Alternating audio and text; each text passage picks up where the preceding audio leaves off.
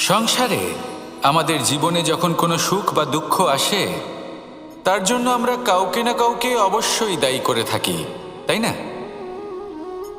এই ব্যক্তি আমাদের সাথে এরকম কাজ করেছেন, তাই আমার সাথে এমন হলো। ওই ব্যক্তি যদি এমনটা না করতেন, তাহলে আজ আমি ওই স্থানে পৌঁছতে পারতাম। সবই আপনার দৃষ্টিভঙ্গির ওপর নির্ভরশীল, আর যদি আপনার দৃষ্টিভঙ্গি এমন হয়, তাহলে তা অনুচিত। সত্যি কথা বলতে, এই সংসারে ভিন্ন ভিন্ন ধরনের মানুষ আছে। এটা আপনার উপর নির্ভর করছে কিভাবে তাদের স্বাগত জানাবেন। একবার ভাবুন, আমি আমার দুটো হাত সামনে নিয়ে এলাম, দুটো মুঠো খুলে দিলাম। দুই প্রকারের মানুষ আসবেন, কিছু না কিছু দিয়ে যাবেন। এই মুঠো যদি আমি বন্ধ করে দিই, তাহলে না কেউ আমাকে কিছু দিতে পারবে, না আমার কিছু যাবে আসবে। নিশ্চয়ই বুঝতে পারছেন এই দুই ধরনের ব্যক্তি কারা এবং তারা কি দিয়ে যান। আমি যদি নিজের মুঠো খুলে দিই, তাহলে কিছু ভালো মানুষ আসবেন, আমাকে আনন্দ, সন্তুষ্টি, জ্ঞান প্রদান করে যাবেন, ভালো অভিজ্ঞতা দিয়ে যাবেন। কোনো খারাপ ব্যক্তি যদি আসেন, তাহলে তিনিও খারাপ অভিজ্ঞতা দেবেন, যার থেকে আমি শিক্ষা লাভ করব। এই সব কিছু আমি লাভ করতে পারি। মুঠো যদি বন্ধ করে রাখি, তাহলে আমি কিছুই পাবো না। দেখুন, এই সংসারে প্রত্যেকের জীবনে এইরকম। প্রত্যেকের জীবনে সবকিছুই আছে, ভালো খারাপ দুই মানুষই আছে। ভালো অভিজ্ঞতা আছে, খারাপ অভিজ্ঞতা আছে। নির্ভর করছে আপনার উপর যে আপনি কি করবেন। এনাদের স্বাগত কিভাবে জানাবেন, কার থেকে কি বুঝবেন, কি শিখতে পারবেন, আর কোন দৃষ্টিভঙ্গি নিয়ে অগ্রসর হবেন।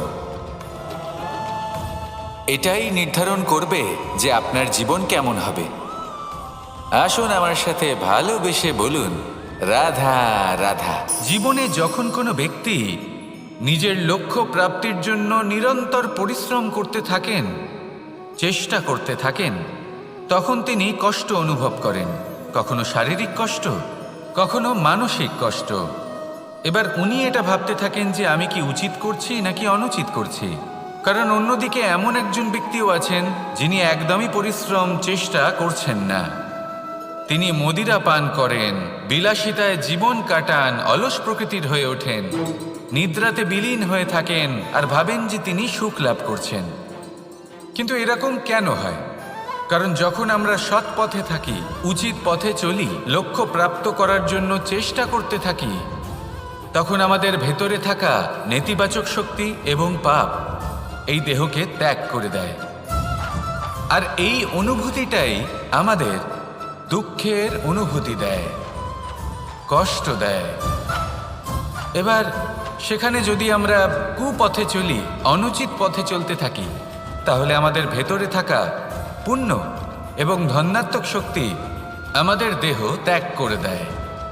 আর এই অনুভূতির কারণেই আমরা সুখ অনুভব করি। কিন্তু কখনো ভাববেন যে এই সুখ বেশি সময় পর্যন্ত থাকে না। সেই জন্য সবসময় মনে রাখবেন, যদি আপনি জানেন যে এটাই আপনার লক্ষ্য, এটাই উচিত পথ, শুভ পথ, তাতে নিরন্তরভাবে এগিয়ে যেতে চেষ্টা করতে থাকুন। এই কষ্ট আপনাকে সুখের পরাকাষ্ঠায় কখন পৌঁছে দেবে তা আপনি জানতেই পারবেন না। আসুন আমার সাথে ভালোবেসে বলুন, রাধা রাধা। প্রত্যেক মানুষ নিজের জীবনে হীরক তথা হীরে এবং দর্পণ এই দুই দেখেছেন। এই দুই হলো সাদা এবং এরা দুজনেই আলোর প্রতিফলন ঘটায় এবং এরা দুজনেই উজ্জ্বল হয়ে ওঠে। আপনি হয়তো মনে মনে ভাবছেন যে এটা কি ধরনের তুলনা করছি। একটা হীরে তো রত্ন, তার মূল্য দর্পণের থেকে অনেক গুণ বেশি। কিন্তু হীরে থাকাতে দর্পণের মূল্য কিন্তু কোনো অংশে কমে যায় না, তাই না? মানুষ যখন হীরে নিজের হাতে নেয়, তখন সবার আগে কি খোঁজে? দর্পণ, যাতে তার মধ্যে দিয়ে দেখে সে বুঝতে পারে যে সেই হীরে আদৌ তার শোভাবর্ধন করছে কিনা, তাকে ভালো দেখাচ্ছে কিনা, প্রসাধনের জন্য সেটা ব্যবহার করা ঠিক হবে কিনা। অর্থাৎ হীরের উপস্থিতিতে দর্পণের গুরুত্ব কম হলো না। দর্পণের কারণে হীরের মূল্য বোঝা গেল। আমাদের জীবনেও ঠিক এরকমই ঘটে। আপনারা যদি এই সংসারে নিজের আশেপাশে দেখেন, এমন অনেক মানুষ দেখতে পাবেন যারা নিজেদের ক্ষেত্রে মহান স্থানে পৌঁছেছেন, নিপুণ এবং শ্রেষ্ঠ হয়েছেন। আর তাদের মধ্যে আপনার নিজের মনে হয় যেন আপনি হলেন দর্পণ। নিজেকে ছোট মনে করবেন না।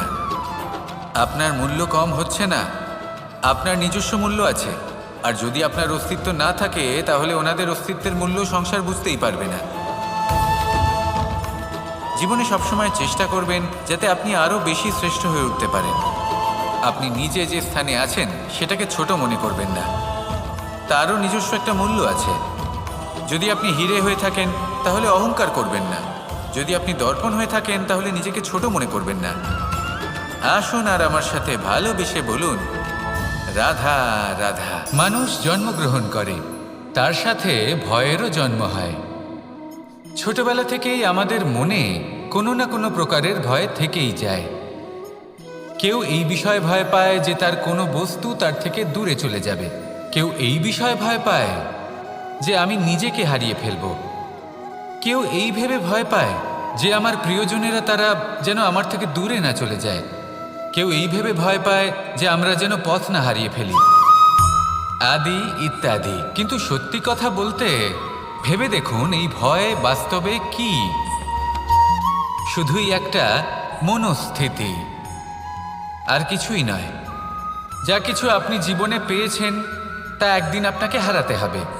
এই জীবন হলো আপনারই, কিন্তু তাও একদিন সমাপ্ত হবে। তাই ভয় পেয়ে কী লাভ? এই ভয় শুধু আপনাকে জীবনযাপন করা থেকে বাধা দিচ্ছে, আর কিচ্ছু নয়। পথ হারিয়ে ফেললেই বুঝতে পারবেন যে নতুন পথ কিভাবে বানাতে হয়। কিছু মানুষকে জীবন থেকে হারালে তবেই আপনি বুঝবেন যে আপনার আপনজনকে। এই ভয়ের কারণে ভীত হয়ে থাকবেন না। এই তারা নক্ষত্র অন্ধকারের অভাবে গুরুত্ব হারায়। শিবকেও মহাদেব হওয়ার জন্য বিষপান করতে হয়েছিল। প্রত্যেক পরিস্থিতি, প্রত্যেক সাফল্য আপনার পরীক্ষা নেবে, তাতে উত্তীর্ণ হওয়া হলো আপনার কর্ম। যখনই আপনি ভয় পাবেন বা সংকটের সম্মুখীন হবেন, তখন সাহসের সাথে তার সম্মুখীন হন। মনে রাখবেন, যে সম্মুখীন হতে জানে সাফল্য তার সাথে সবসময় থাকে। আসুন আর আমার সাথে ভালোবেসে বলুন, রাধা রাধা। এই সংসারে সবথেকে বেশি কোমল বস্তু হলো রেশম।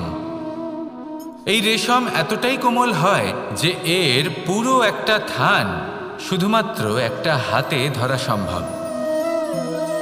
কখনো ভেবে দেখেছেন এই রেশম কিভাবে হয়? একটি কীট তার লালার দ্বারা উৎপন্ন হয়। এই কীট সেই রেশমকে পাক দিতে থাকে, পাক দিতেই থাকে, আর আস্তে আস্তে তার মধ্যেই জড়িয়ে পড়ে। শেষে ওর এই সুন্দর অমূল্য সৃষ্টি রেশমের এই সুতো, তার নির্মাণ কার্য পূর্ণ হয়। কিন্তু তাতেই ও নিজে বন্দী হয়ে যায়। নিজেরই মায়াজালের এই বন্দী গৃহে নিজেই ফেঁসে যায়। এবার এই সুতোকে ব্যবহারযোগ্য করে তোলার জন্য এই কীটগুলিকে এই কবচের সাথেই ফুটন্ত জলে ফেলে দেওয়া হয়। এই সংসারে যদি আমাদের স্বপ্ন এই সংসারের দুঃখ হরণ করার জন্য, এই সংসারে সুখ বিতরণ করার জন্য হয়, তবেই আমাদের প্রগতি সম্ভব। যদি আমাদের এই স্বপ্ন শুধুই আমাদের এবং আমাদের স্বার্থসিদ্ধির জন্য হয়, তাহলে এই স্বপ্ন আমাদের অন্ধ করে দেবে, আমাদের অন্ধকারের পথে নিয়ে যাবে, আর আমরাও সেই কীটের মতো হয়ে যাব। নিজেদেরই মায়াজালে আমরা নিজেই ফেঁসে যাব, আর শেষে আমরা যদি কিছু লাভ করি তা হবে একাকিত্ব, অন্ধকারময় মৃত্যু। তাই স্বপ্ন অবশ্যই দেখুন, কিন্তু এমনভাবে স্বপ্ন দেখবেন না যে তার এই বন্দিগৃহে আপনি নিজেই ফেঁসে গেলেন। স্বপ্ন দেখুন পরোপকারের, পরমার্থের, সবাইকে উদ্ধারের, অন্ধকারের নয়। তবেই কল্যাণ হবে, আর তবেই হৃদয় প্রসন্ন হয়ে বলবে, রাধা রাধা। মানুষ যখন এই সংসারে প্রবেশ করে, অর্থাৎ জন্মগ্রহণ করে, তখন নিশ্চিন্তে থাকে, আনন্দে থাকে। কিন্তু যেইমাত্র তার মধ্যে বোধশক্তি আসে, তখন সে চিন্তা করতে শুরু করে। চিন্তা ভবিষ্যতের, সেই সমস্ত বিষয় নিয়ে চিন্তা করে যা ওর হাতে নেই। তারপর বড় হয়, বিবাহ সম্পন্ন হয়, গৃহস্থ জীবন যাপন করে, তারপর আবার চিন্তায় মগ্ন হয়ে যায়। ভাবে, এই যে আমার পরিবার, আমি কি ঠিকমতো তার খেয়াল রাখতে পারছি?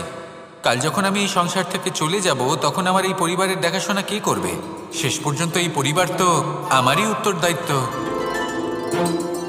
যাক, আপনাকে একটা প্রশ্ন করি।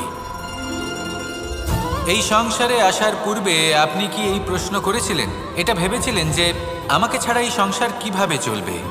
করেননি, তাই তো? তাই আপনার এটা নিয়ে দুশ্চিন্তা করার প্রয়োজন নেই যে আপনি যখন এই সংসার ত্যাগ করে চলে যাবেন তখন কি হবে। আপনি যখন ছিলেন না তখনও এই সংসার চলছিল, আপনি যখন এই সংসার ত্যাগ করবেন তখনও এই সংসার চলতে থাকবে। যদি কোনো বিষয়ের প্রভাব থাকে তা হলো আপনার আজকের তথা বর্তমানের কর্ম, অর্থাৎ আজ আপনি কি করছেন, কার জন্য মঙ্গল করছেন, কাকে প্রেরণা দিচ্ছেন, কাকে সাহায্য করছেন, কোন উদাহরণ প্রস্তুত করছেন। আপনি এই সংসারে যে ছবি অঙ্কন করবেন সংসার সেটাই মনে রাখবে। তাহলে শুধু সৎকর্ম করুন, মঙ্গল করতে থাকুন, আর আমার সাথে ভালোবেসে বলুন রাধা রাধা। একবার একটা শেয়াল বনে বিচরণ করছিল। ও একটা ছোট্ট শাবক দেখতে পেল। ও ভাবল, আজ একেই আমি খাবার হিসেবে গ্রহণ করব। আশেপাশে দেখলেও কেউ দেখছে না তো, কেউ ছিল না, আর সেই শাবকের ওপর আক্রমণ করল, যা হলো একটা ঘোর অপরাধ। বনের নিয়ম অনুসারে আপনি কখনোই শাবকের ওপর আক্রমণ করতে পারেন না। তারপর এই খবরটা যখন রাজা সিংহ জানতে পারলেন, সভার আয়োজন করলেন। কিন্তু সেখানে শেয়াল বলল, আমি তো এরকম কিছু করিনি। কিন্তু যদি আপনি এরকম বলেন, কোনো প্রমাণ দিন, এর কোনো সাক্ষী আছে? তখন রাজা সিংহ পেঁচাকে ডেকে পাঠালেন, যে সেই মুহূর্তে বৃক্ষের শাখার ওপর বসেছিল, সে সব কিছু দেখেছিল। পেঁচা সব সত্যি কথা বলল, আর শেয়ালকে মৃত্যুদণ্ড দেয়া হলো। এবার এই কাহিনী আমি আপনাকে কেন শোনালাম? কারণ মানুষও কখনো কখনো এরকম কর্ম করেন যা শিয়াল করেছে। এটা ভাবেন কেউ দেখছে না, যখন আমি অনুচিত কর্ম করতেই পারি। কিন্তু না, আপনি যাই করুন না কেন, কেউ না কেউ অবশ্যই তা দেখছে। কোনো ব্যক্তি না হলেও কোনো প্রাণী, না হলে কোনো যক্ষ বা দেব বা প্রেত। যদি এনারা কেউ না দেখেন, তাহলে ধরিত্রী মাতা দেখেন, যেখানে দাঁড়িয়ে আপনি সেই কর্ম করছেন, তাই না? তাই একটা কথা সবসময় মনে রাখবেন, কে দেখছেন কে দেখছেন না সেই বিষয়ে ভাবা ছেড়ে দিন। এটা খুব সহজ কথা। আপনি যদি উচিত কর্ম করেন, উচিত ফল পাবেন। যদি অনুচিত কর্ম করেন, তাহলে আপনি অনুচিত ফল অবশ্যই পাবেন। সেই জন্য উচিত পথে চলতে থাকুন, উচিত কর্ম করতে থাকুন, আর আমার সাথে ভালোবেসে বলুন রাধা রাধা। সুখ, দুঃখ এবং শক্তি, এই তিন হলো এই সংসারের ত্রিদেবের মতো। আমাদের জীবনে যা কিছু ঘটছে এই তিনটির ভিত্তির উপরেই হচ্ছে। আসলে এই সংসারের একটা নিয়ম আছে, যখনই আপনি কিছু লাভ করেন, এই সংসার আপনার পরীক্ষা নেয়।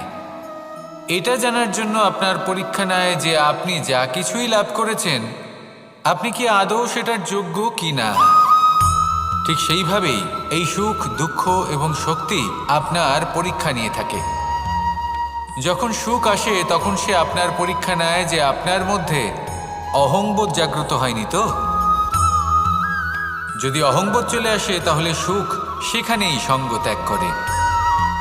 দুঃখ আপনার ধৈর্যের পরীক্ষা নিতে থাকে, আর যদি আপনার মধ্যে ধৈর্য না থাকে, তাহলে এটা আপনাকে আরো বেশি দুঃখের গভীর অন্ধকারে ঠেলে দেবে। সেখানে শক্তি পরীক্ষা নেয় আপনার বিনম্রতার। যদি আপনি বিনম্র না হন, তাহলে হয় এই শক্তি আপনার সঙ্গ ত্যাগ করবে, নয় এই শক্তি বিনম্রতার অভাবে আপনার পতনের কারণ হতে পারে। এই সংসারে যে কোনো ব্যক্তি যিনি এই পরীক্ষায় উত্তীর্ণ হয়ে থাকেন, এই জীবনে তিনি সাফল্য লাভ করেন। আসুন আমার সাথে ভালোবেসে বলুন রাধা রাধা। আমি মনুষ্যরূপে জন্ম নিয়েছি এবং সমস্ত কর্ম এই রূপেই করেছি। কিন্তু আশ্চর্যের বিষয় হলো যে আজও মানুষ আসেন এবং হাত জোড় করে প্রার্থনা করেন যেন আমি ওনাদের সহায়তা করি। আপনাদের একটা কথা বলতে চাই, আমি সকলকে সাহায্য করতে পারবো না, কিন্তু আমি শিক্ষা অবশ্যই দিতে পারবো, জ্ঞান প্রদান করতে পারবো। এমন কিছু জ্ঞান যার ভিত্তিতে মানুষ যা চাইবেন তাই লাভ করতে পারবেন, যদি সঠিক কর্ম করতে থাকেন। যখন কংসের অসুররা গোকুলে ধ্বংসলীলা চালাচ্ছিলেন তখন আমি কারোর থেকে সাহায্য চাইনি। আমি দাঁড়িয়েছিলাম এবং আমি তার বিরোধিতা করেছিলাম। সবাই বলেন যে আমি ছোট্ট একটা আঙুলে গোবর্ধন পর্বত তুলেছিলাম, কিন্তু আমি কি ওখানে একা ছিলাম? কখনোই নয়। আমার সাথে অসংখ্য গোকুলবাসী, অসংখ্য বর্ষণাবাসী ছিলেন, নিজের হাতে একটা লাঠি নিয়ে। ওনাদের মনোবল, ওনাদের আশীর্বাদ আমার সাথে ছিল। মহাভারতে আমি শুধুই শিক্ষক ছিলাম, আমি শুধুই শিক্ষা দিয়েছি। লক্ষ্য সাধন করেছে অর্জুনই, যুদ্ধ করেছে অর্জুনই এবং জয়ীও হয়েছে অর্জুনই। আমি শুধুই শিক্ষা দিতে পারি। অবশেষে আপনাকে শুধু এটুকুই বুঝতে হবে যে ঈশ্বর সবকিছু করতে পারেন না, করতে হবে আপনাকে। ঈশ্বর আপনাকে আশীর্বাদ করতে পারেন যে কাজ আপনি মন থেকে করবেন সেটা অবশ্যই পূরণ হবে। সেই জন্য নিজের লক্ষ্যের পথে এগোতে থাকুন। চেতনা, বিবেক এবং পরিশ্রমের দ্বারা আপনার যা যা স্বপ্ন আছে, যা লক্ষ্য আছে, আপনি অবশ্যই লাভ করবেন। আর এই মন সুপ্রসন্ন হয়ে বলবে, রাধা রাধা। ভোজন। এই সংসারে যেই হোক না কেন, কোনো মানুষ হোক, কোনো প্রাণী হোক, কোনো কীট হোক বা কোনো বনস্পতি হোক, প্রত্যেকের জন্য ভোজন অতি আবশ্যক। কারণ ভোজন থেকেই শক্তি পাওয়া যায়, আর সেই শক্তি দিয়েই সংসারের, আমাদের জীবনের সমস্ত কার্য করা যায়। এবার এমন এক ধরনের শক্তি হয় যা শীতের ঋতুতে সূর্য থেকে আমরা পেয়ে থাকি, আর আরেক ধরনের উত্তাপ হয় যা দিয়ে ভোজন রান্না করা হয়, সুস্বাদু নানান ধরনের ভোজন। এবার অত্যন্ত গুরুত্বপূর্ণ হলো যে ব্যক্তি সেই ভোজন বানাচ্ছেন তার মানসিক পরিস্থিতি এবং সেই ব্যক্তি যিনি ভোজন গ্রহণ করছেন তার মানসিক অবস্থা। যখনই আপনি ভোজন বানাচ্ছেন তখন ভালোবাসার সাথে কাজটা করুন, ধন্যাত্মক ভাব নিয়ে, সৎ ভাবনার সাথে। কারণ আপনার এই মানসিক স্থিতি শক্তির আকারে সেই খাদ্যের সাথে মিলেমিশে যায়। আর যখনই আপনি ভোজন গ্রহণ করছেন তখন সদ্ভাবনার সাথে, প্রসন্নতার সাথে গ্রহণ করুন, ধন্যাত্মক ভাব নিয়ে। যদি আপনি প্রসন্নতার সাথে রান্না করেন, প্রসন্নতার সাথে খাদ্য গ্রহণ করেন, তাহলে আপনি প্রসন্নই থাকবেন। আর মন সুপ্রসন্ন হয়েই বলবে, রাধা রাধা। দীপাবলি আমাদের সবথেকে বড় উৎসব। শ্রীরাম রাবণকে পরাস্ত করে 14 বছরের বনবাস কাটিয়ে আবার অযোধ্যায় ফিরে এলেন অমাবস্যার রাত্রে। অযোধ্যায় সবাই খুব প্রসন্ন ছিলেন, খুবই উৎসাহিত ছিলেন। অযোধ্যায় সহস্র প্রদীপ প্রজ্বলিত করা হয়েছিল এই উৎসবে। একে আমরা দীপাবলি বলে থাকি। এবার এই বিষয়ে আমরা সকলে জানি। আপনি কি এটা জানেন যে শ্রীরাম বাস্তবে অমাবস্যার এক রাত আগেই অযোধ্যায় পৌঁছে গেছিলেন? সবার সামনে অমাবস্যার রাতে এসেছিলেন। এর কারণ কি? শ্রীরাম প্রমাণ করতে চেয়েছিলেন যে যে কোনো সময়, দিন হোক বা রাত, শুভ বা অশুভ হয় না। শুভ অশুভ কিছু থাকলে তা হলো মানুষের চিন্তা, তার ভাবনা, তার নির্বাচন আর তার কর্ম। নিজেই দেখে নিন, শ্রীরাম শুভ কাজ করে ফিরেছিলেন এবং অমাবস্যার মতো গভীর এক রাত্রিকেও দীপাবলিতে পরিবর্তিত করেছিলেন।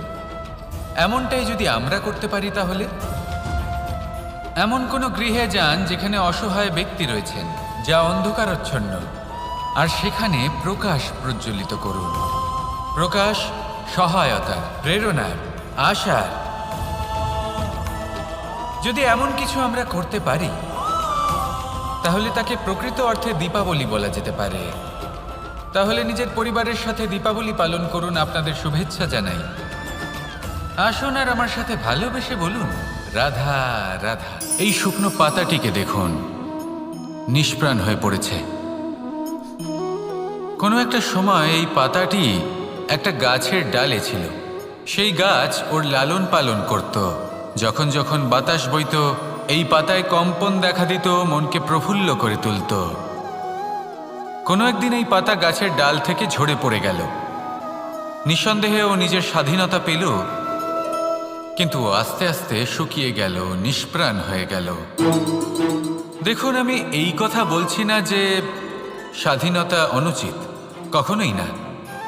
কিন্তু যে কোনো পরিস্থিতিতে স্বাধীন হতে চাওয়া এটা নিশ্চিতরূপে অনুচিত। আমরা যদি আমাদের জীবনে পরিবারের গুরুত্ব ভেবে দেখি, তাহলে এই পরিবারে যতই মতভেদ থাকুক না কেন, যতই মনোমালিন্য থাকুক না কেন, যতই বিবাদ থাকুক না কেন, এই সব মিটিয়ে নেওয়া অত্যন্ত প্রয়োজনীয়। সেই সব কিছু সমাপ্ত করা অত্যন্ত প্রয়োজনীয়। কখনো এই পরিবারকে ভাঙতে দেবেন না, কখনো এই পরিবার থেকে দূরে চলে যাবেন না। এই পরিবার হলো আমাদের জীবনের একটা অমূল্য সম্পদ, অমূল্য এক আশ্রয়, যা এই সংসারে হয়তো কোথাও আপনি পাবেন না। তাই একে আগলে রাখুন। ভেবে নিন আপনি পাতা আর আপনার পরিবার সেই গাছ। আসুন আমার সাথে ভালোবেসে বলুন, রাধা রাধা।